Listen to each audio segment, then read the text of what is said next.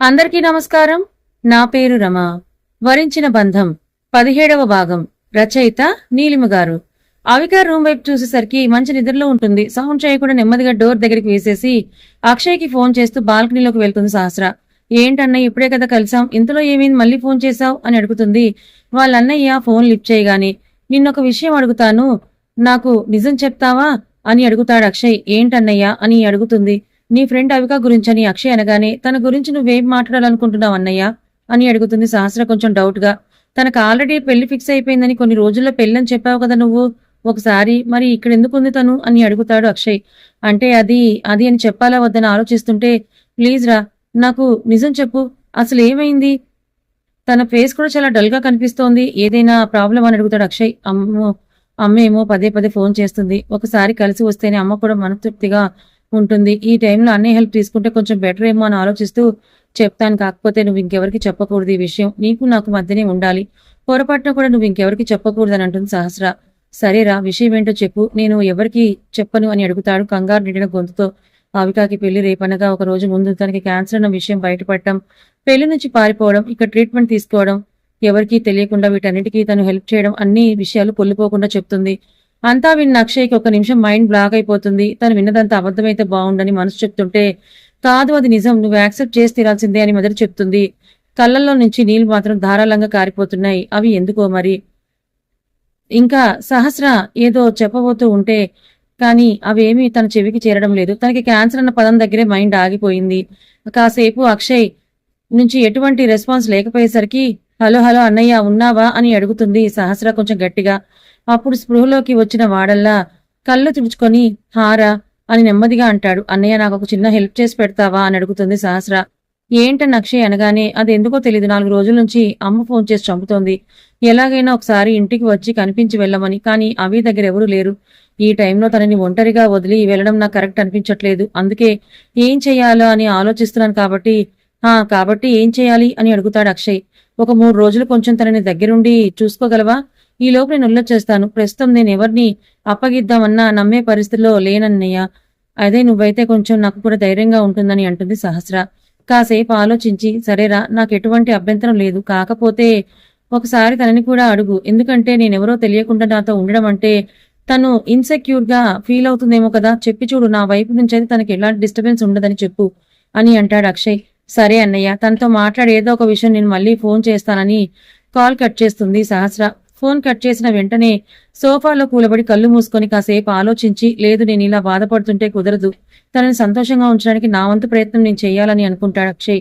అది ఒక బంగ్లా. ఆ బంగ్లాలో గది నుంచి ఏవో చిన్నగా గుసగుసలు వినిపిస్తున్నాయి.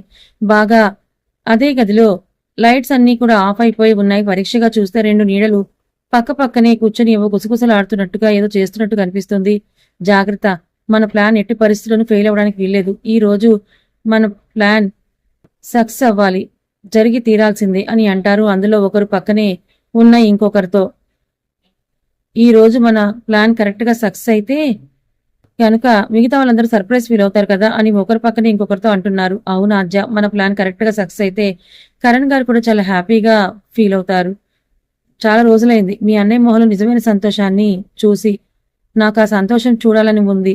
మరి ఆయన హ్యాపీగా ఫీల్ అవుతారంటావా అని సందేహంగా అడుగుతుంది సాక్షి ఆద్య అని. అవును వదినా, నాకు తెలిసినంత వరకు అన్నయ్య కొంచెం మారడని అనుకుంటున్నాను. నువ్వు గమనించావా?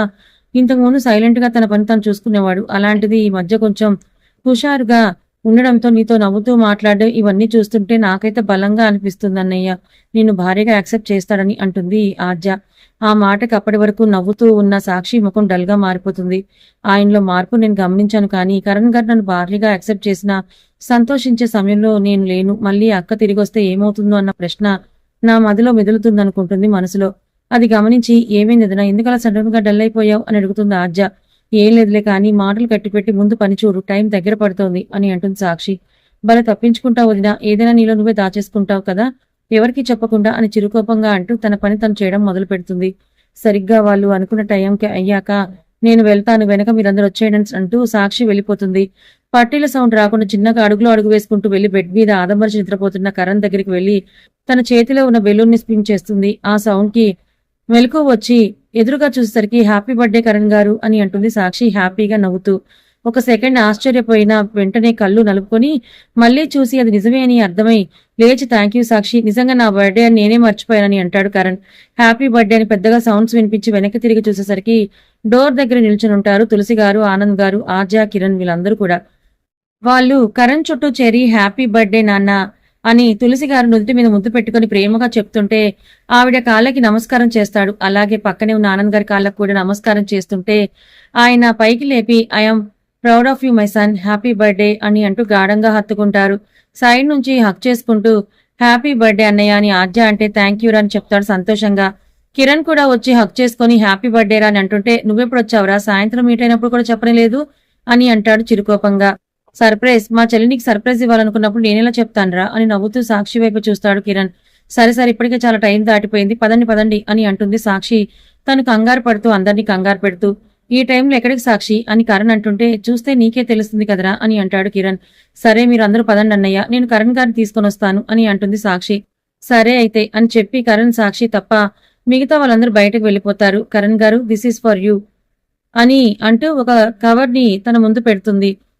ఆ కవర్ వైపు సాక్షి వైపు మార్చి మార్చి చూస్తుంటే నన్ను ఏం చూస్తారులే గాని ఇది ఓపెన్ చేసి చూడండి అని చిరుకోపంగా అంటుంది సాక్షి. ఆహా, నీ ఫేస్ లో నాకు మంకీ డాన్స్ వేస్తున్నట్టుగా కనిపిస్తుందిలే, అదే చూస్తున్నానని అంటాడు కరణ్ వెటకారంగా. బాబు మహాశయ, మీ కమెంట్ ని తర్వాత ఇద్దరు గాని ముందైతే ఫ్రెష్ అయ్యండి, అందరూ మన కోసం ఎదురు చూస్తుంటారు అని అంటుంది సాక్షి చాలా హ్యాపీగా మనసులో ఫీల్ అవుతూ. ఆ కవర్ తీసుకుని ఫ్రెష్ అవడానికి వెళ్ళిపోతాడు. బయటికి రాగానే తనకున్న డ్రెస్ లో హ్యాండ్సమ్ హక్లా మెరిసిపోతూ ఉన్నా కరణ్ ని రెప్ప వేయకుండా చూస్తూ ఉండిపోతుంది సాక్షి. అద్దం ముందు నుంచొని హెయిర్ సెట్ చేసుకున్న కరణ్ కి సతి చూపులు గుచ్చుకున్నాయేమో వెనక్కి తిరిగి చూస్తాడు. రెప్ప వేయకుండా మరీ చూస్తున్న సాక్షిని చూసి ఏంటి అన్నట్లుగా కళ్ళెగరేస్తాడు. అప్పుడు ఈ లోకంలోకి వచ్చి ఏం లేదు, ఈ డ్రెస్ మీకు చాలా బాగా సూట్ అయిందని అంటూ అతని ఫేస్ చుట్టూ చేతులు తిప్పి మెటికలు విరిచి దిష్టి తీస్తున్నట్లు చేసి పదండి అని అంటుంది తను ముందుకు నడుస్తూ. సాక్షి చేసిన పనికి కరణ్ మనసులోనే మురిసిపోయి తన వైపు ప్రేమగా చూస్తూ వెనకే నడుస్తాడు. ఇంతకు ముందు వరకు సాక్షిని ఒక ఫ్రెండ్ లానే చూశాడు. కానీ ఎందుకో ఇప్పుడు మాత్రం తను భర్తను అమితంగా ప్రేమించే భార్యగా కనిపిస్తోంది తన కళ్ళకి. ఆలోచించుకుంటూ మైమర్చిపోయి సాక్షి వెనక ఎటు వెళ్తున్నాడో కూడా తెలియకుండా వెళ్ళిపోతాడు. సడన్ గా తన ముక్కుకి తాకిన పరిమళానికి ఈ లోకంలోకి వచ్చి చుట్టూ చూసేసరికి టెర్రస్ పైన చుట్టూ పూల మొక్కలతో మధ్యలో రౌండ్ టేబుల్ పెట్టి దానికి వైట్ కలర్ రెడ్ క్లాత్ వేలాడదీసినట్లుగా వదిలేసి దాని మీద రెడ్ రోజ్ ఫ్లవర్స్ ఒకే ఒకటి, ఇంకా పక్కనే ఒక కేక్ చుట్టూ కూడా బెలూన్స్ తో నిండిపోయి టేబుల్ ఎదురుగా ఒక చిన్న ఎల్సిడి స్క్రీన్ లా సెట్ చేసి దాని మీద కరెంట్ ఫోటోలు స్క్రోల్ అవుతూ ఉంటాయి. చిన్నప్పటి నుంచి కూడా పక్కనే ఉన్న ఫ్యామిలీ మెంబర్స్ అందరూ హ్యాపీగా చూస్తూ నవ్వుతుంటారు. అదంతా చూస్తున్న కరణ్ కి చాలా ఆశ్చర్యంగాను ఆనందంగాను ఉంటుంది. నిజానికి అతని మనసు గాల్లో ఎగురుతున్న ఫీలింగ్ కలుగుతుంది ఆ క్షణం. అలాగే అదంతా కూడా సాక్షి ప్లాన్ అని ఇట్టే అర్థమవుతుంది. ఎందుకంటే ఇంట్లో ఏ ఫంక్షన్ అయినా ఏ అకేషన్ అయినా ఇన్ని రోజుల్లో సాక్షిని దగ్గరుండి చూసుకోవడం ఇంకా ప్లానింగ్ చేయడం అన్ని కూడా కరణ్ దగ్గరుండి గమనించాడు కాబట్టి. అలాగే ఈ ప్లాన్ మొత్తం కూడా సాక్షిదే అని అతని మనసుకి బలంగా తెలుస్తుంటే పక్కనే ఉన్న సాక్షి వైపే ప్రేమ నిండిన కళతో చూస్తుండిపోతాడు. హలో కరణ్ బాబు, మీ ప్రియ సతీమణి గారిని మీ పక్కనే ఉంటారు ఎల్లప్పుడూ, కాబట్టి కొంచెం మీ ప్రేమ ఊహల్లోకి నుంచి బయటకొచ్చి కొంచెం పార్టీని స్టార్ట్ చేస్తే బాగుంటుందని సభాముఖంగా తెలియజేసుకుంటున్నామని కిరణ్ డ్రామాటిక్ లెవెల్లో అంటాడు. ఆ మాటలకు తలతిప్పి చూసి కొంచెం షై అవుతూ అందంగా నవ్వుతూ టేబుల్ దగ్గరికి వెళ్లి నుంచుంటాడు కరణ్. అరే అరే, మా కరణ్ బాబు సిగ్గుపడుతున్నాడే అని కిరణ్ టీజింగ్ గా అంటూ తన కడుపులో వేలుతో పొడుస్తాడు. ఆపరా ఇంకా నువ్వు నీ వేషాలు అని చిరుకోపంగా అంటూ సాక్షి వైపు చూసి చెయ్యి ముందుకు చాపుతాడు రమ్మన్నట్టుగా. ఓ ఓ అని అందరూ మోసేస్తుంటే సిగ్గుపడుతూనే కరణ్ పక్కకు వెళ్లి నుంచుంటుంది సాక్షి. సాక్షి భుజం చుట్టూ ఒక చెయ్యి వేసి తన ఇంకో చేత్తో సాక్షి కుడి చేతిని పట్టుకుని కేక్ కట్ చేస్తాడు కరణ్. వావ్, ఇది కదా బెస్ట్ పిక్ అంటే అంటూ అప్పటికే వాళ్ళిద్దరు దగ్గర ఉన్న కెమెరాస్ తో ఫొటోస్ క్లిక్ అనిపిస్తాడు కిరణ్. తులసి గారికి ఆనంద్ గారికి అయితే ఆ సీన్ చూడ్డానికి రెండు కళ్ళు సరిపోవట్లేదు. వాళ్ళని అలా ఆనందంగా చూడాలని ఎప్పటి నుంచో అనుకుంటున్నారు. ఆ ఆనందం ఇప్పుడు చెంత చేరేసరికి వాళ్ళ కళ్ళు చెమ్మగిలుతున్నాయి. కట్ చేసిన కేక్ సాక్షి మొదటి పీస్ ని తీసుకొని కరణ్ నోట్ దగ్గర పెడుతుంది. వన్స్ అగైన్ హ్యాపీ బర్త్డే అని అంటూ తన కళ్ళల్లోకి ప్రేమగా చూస్తూ ఆ కేక్ ని చిన్న ముక్క కొరికి మళ్ళీ అదే పీస్ ని సాక్షి నోటి ముందు పెడతాడు కరణ్. తను కూడా కొంచెం తింటుంది. అప్పటి వరకు సాక్షి ఎంత ప్రేమిస్తుందని తెలిసినా ఎక్కడో ఏదో మూల చిన్న సంకోచంగా ఉండేది. కానీ ఇప్పుడు తన ఎంగిలి సాక్షి ఇష్టంగా తినేసరికి మనసులోనే కోయ డాన్సులు వేస్తూ హ్యాపీగా ఫీల్ అవుతాడు కరణ్. అలా అందరి మధ్య కేక్ కటింగ్ సెలబ్రేషన్స్ చేసుకుని సంతోషం నిండిన మనసులతో ఎవరికి వాళ్ళు వారి రూమ్ లోకి వెళ్లి నిద్రకు ఉపక్రమిస్తారు. సాక్షి కూడా రోజు ఉదయం నుంచి షాపింగ్ ఇంకా బర్త్డే సెలబ్రేషన్స్ కావాల్సిన అరేంజ్మెంట్స్ అవి చూసుకోవడంలో బిజీగా ఉండడం వల్ల అలసిపోయి హాయిగా నిద్రపోతుంది. కానీ కరణ్ మాత్రం సాక్షిని చూస్తూ ఉండిపోయాడు పడుకోకుండా.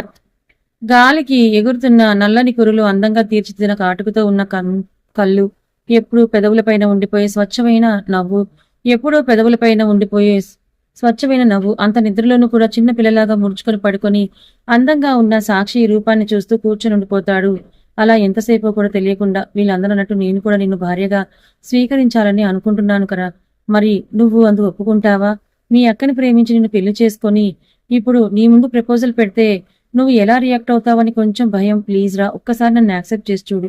ప్రపంచంలో ఉన్న ప్రేమను అంతా నీపైనే కురిపిస్తాను అని మనసులోనే అనుకుంటూ సాక్షి నుదుటన అంటీ అంటున్నట్టుగా ముద్దు పెట్టుకుంటాడు. ఆ స్పర్శ తనకు తెలిసిందో ఏమో, నిద్రలో కూడా సాక్షి పెదవులు అందంగా విచ్చుకుంటాయి. నా ప్రెజెన్స్ ని నువ్వు ఫీల్ అవుతున్నావు కదా అని చిన్నగా నవ్వుకుంటూ అప్పటికే టైం 5 అవుడిపోవడంతో జిమ్ ఏరియాకి వెళ్ళిపోతాడు. కాసేపటికి సాక్షి కూడా లేచి ఫ్రెష్ అయి కిందకి వెళ్ళిపోతుంది. గుడ్ మార్నింగ్ అత్తయ్య అని అంటుంది అప్పటికే కిచెన్ లో ఉన్న తులసి గారితో. గుడ్ మార్నింగ్ తల్లి, నైట్ లేట్ గా పడుకున్నావు, ఇంకాసేపు పడుకోవచ్చు కదా, అప్పుడే లేచావెందుకు అని అడుగుతారు తన బుగ్గ మీద చేయి వేసి నిమురుతూ.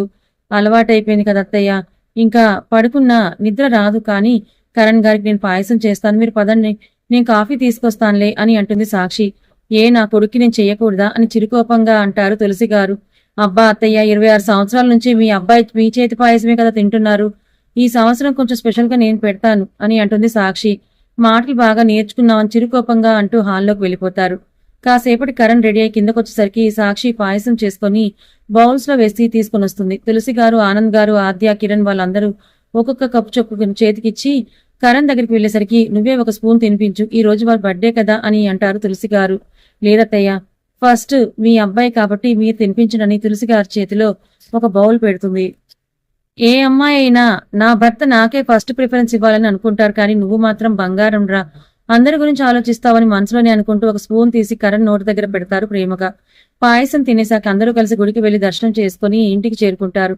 ఆ రోజంతా కిరణ్ కూడా అక్కడే ఉండిపోతాడు. వీళ్ళు గుడికి వెళ్లి వచ్చేసరికి సాక్షి వాళ్ళ అమ్మ నాన్న కూడా అక్కడికి చేరుకుంటారు. ముందే తులసి గారు ఫోన్ చేసి చెప్పడంతో పుట్టినరోజు శుభాకాంక్షలు బాబు అని సాక్షి వాళ్ళ నాన్నగారు అంటుంటే థ్యాంక్ యూ మావయ్య అని చిరునవ్వుతో చెప్తూ వాళ్ళిద్దరి కాళ్ళకి నమస్కారం చేస్తాడు. చల్లగా ఉండు బాబు అని శ్రీనివాస్ గారు అంటుంటే పుట్టినరోజు శుభాకాంక్షలు బాబు అని లక్ష్మి గారు అంటారు. అందరూ కలిసిన వేళ ముచ్చట్లు చెప్పుకుంటూ సరదాగా మధ్యాహ్న భోజనాలు కూడా ముగించుకొని సాయంత్రం గార్డెన్ లో కూర్చొని చిన్న గేమ్స్ ఆడుకుంటూ కాలక్షేపం చేసేస్తారు. అందరూ కూర్చొని మాట్లాడుకుంటూ ఉండగానే అమ్మా నేను సాక్షి బయటకు వెళ్తున్నామని అంటాడు కరణ్ వాళ్ళ అమ్మ వైపే చూస్తూ. ఆ మాటకి అందరూ కరణ్ వైపే చూస్తారు. ఆ మాటకి ఇప్పుడు ఎక్కడికి కరణ్ గారు, అందరూ ఇక్కడే ఉన్నారు కదా అని అడుగుతుంది సాక్షి. లేదు సాక్షి, కొంచెం అర్జెంట్, తప్పకుండా మనం వెళ్లి తీరాల్సిందే అని అంటాడు. అంత ఇంపార్టెంట్ విషయం, అది కూడా ఇప్పటి వరకు ఏమీ చెప్పకుండా ఏమేమి ఉంటుందని ఆలోచిస్తూ కూర్చునే ఉండిపోతుంది. బాబు ఎందుకు అంతగా చెప్తున్నారు కదా అమ్మా, ఇంకెందుకు ఆలోచిస్తున్నావు, వెళ్ళండి, వెళ్ళి బయలుదేరండి అని పక్కనే ఉన్న లక్ష్మి గారు అనగానే ఇంకేం మాట్లాడలేక సైలెంట్ గా రూమ్ కి వెళ్ళిపోతుంది ఫ్రెష్ అవడానికి. అమ్మ మేము నైట్ కూడా రాకపోవచ్చు, రేపు మార్నింగ్ వస్తామని చెప్పి అక్కడి నుంచి కరణ్ కూడా తన రూమ్ కి వెళ్ళిపోతాడు. ఇద్దరు అందరికి చెప్పి కారులో బయలుదేరుతారు. వెళ్తున్న వాళ్ళిద్దరి వైపే అందరూ సంతోషంగా నవ్వుతూ చూస్తుంటారు. ఇప్పటికైనా చెప్తారా కరణ్ గారు, అంత అర్జెంట్ విషయం ఏంటని అడుగుతుంది. కారులో కూర్చున్న సాక్షి డ్రైవింగ్ చేస్తున్న కరణ్ వైపే చూస్తూ తినబోతూ రుచి ఎందుకు చూడడం అన్నట్లుగా కాసేపట్లో నీకే తెలుస్తుంది కదా, మళ్ళీ ఇంకెందుకు అడుగుతున్నావని అంటాడు కరణ్. ఏంటో ఈ మధ్య కొత్తగా బిహేవ్ చేస్తున్నట్టున్నారు అనుకుంటూ ఎఫ్ఎం ఆన్ చేస్తుంది. గాల్లో తేలినట్టుంది, గుండె పేలినట్టుంది అని పవన్ కళ్యాణ్ సాంగ్ ప్లే అవుతుంటే అబ్బబ్బా వాట్ ఏ వండర్ఫుల్ సాంగ్, ఎంతైనా power star Pawan Kalyan song వింటుంటే ఆ కిక్కే వేరబ్బా అని అంటూ హ్యాపీగా సాంగ్ ని ఎంజాయ్ చేస్తుంది. ఒకవైపు కార్ డ్రైవ్ చేస్తూనే ఓరకంట సాక్షిని గమనిస్తూ తన హ్యాపీనెస్ ని చూసి తను హ్యాపీగా ఫీల్ అవుతాడు. ఆ సాంగ్స్ ని పడిపోయి ఎక్కడికి వెళ్తున్నామో కూడా చూసుకోలేదు సాక్షి. కాసేపటి కార్ ఆగగానే ఎక్కడికి వెళ్తున్నాం అనుకుంటూ అప్పుడు చూస్తుంది. అప్పటికి ఈవినింగ్ 7 అవుతూ ఉండడంతో మొత్తం చీకటిగా ఉంటుంది. అందువల్ల ఎక్కడికి వచ్చామో తనకు తెలియలేదు. కరణ్ గారు అసలు మనం ఎక్కడికి వచ్చాం అని అడుగుతుంది సాక్షి అర్థం కాక. చెప్తాను పద అని అంటూ చేయి ముందుకు చెప్తాడు. కొంచెం ఆశ్చర్యంగాను కొంచెం ఆనందంగాను ఫీల్ అవుతూ ఆ చేతిలో చేయి కలుపుతుంది. ఇద్దరు నడుచుకుంటూ అలా ముందుకు వెళ్లేసరికి మినుకు మినుకుమంటూ లైటింగ్ వెలుతురులో అది ఒక ఇల్లులా కనిపిస్తుంది. అప్పుడు దాని వైపు పరీక్షగా చూసిన సాక్షికి అది వాళ్ళ ఫామ్ హౌస్ అని గుర్తుకొస్తుంది. ఇది గెస్ట్ హౌస్ కదా అని సాక్షి అంటుంటే అవును అని అంటాడు కరణ్ తన వైపు చూడకుండా ముందుకు నడుస్తూ. లోపలికి వెళ్లేసరికి పన్నమ్మ ఎదురుగా వచ్చి రండి బాబు మీకోసమే చూస్తున్నానని అంటుంది. వాళ్ళు వచ్చారా అని అడుగుతాడు కరణ్. వచ్చారు బాబు, మీరు చెప్పారంట కదా ఇంతకు ముందే పనంతా పూర్తి చేసి వెళ్లారని అంటుంది పనమ్మాయి. సరే అయితే మీరందరూ వెళ్ళిపోండి, మిగిలిన మేము చూసుకుంటామని అంటాడు కరణ్. సరే బాబు అని అంటూ ఆ పని వాళ్ళందరూ అక్కడి నుంచి వెళ్ళిపోతారు. టెర్రస్ దగ్గర వరకు వెళ్ళాక ఇంకొక స్టెప్ ఉందనగా సాక్షి కళ్ళని తన 2 చేతులతో మూసేస్తాడు కరణ్. కరణ్ గారు ఏం చేస్తున్నారు అని అంటుంది అతని చేతులను తడుగుతూ. కాసేపు సైలెంట్ గా ఉండు, నీకే తెలుస్తుందని అంటాడు కరణ్. సాక్షి చెవి దగ్గర చిన్నగా 1 2 3 అని 3 నెంబర్స్ కౌంట్ చేసి అప్పుడు తన కళ్ళ మీద ఉన్న చేతులు తీసి నెమ్మదిగా కళ్ళు తెరిచి చూడు అని అంటాడు కరణ్. కళ్ళు తెరిచి చూసేసరికి ఎదురుగా ఉన్న దృశ్యాన్ని చూసి ఆనందంగా ఆశ్చర్యంగా కళ్ళు నోరు పెద్దవి చేసి మరి చూస్తుండిపోతుంది సాక్షి. కథ ఇంకా ఉంది. ఈ కథ మీకు ఎలా అనిపించింది? నచ్చిందా? నచ్చితే లైక్ చేయండి, మరి కొంతమందికి షేర్ చేయండి. Thank you so much.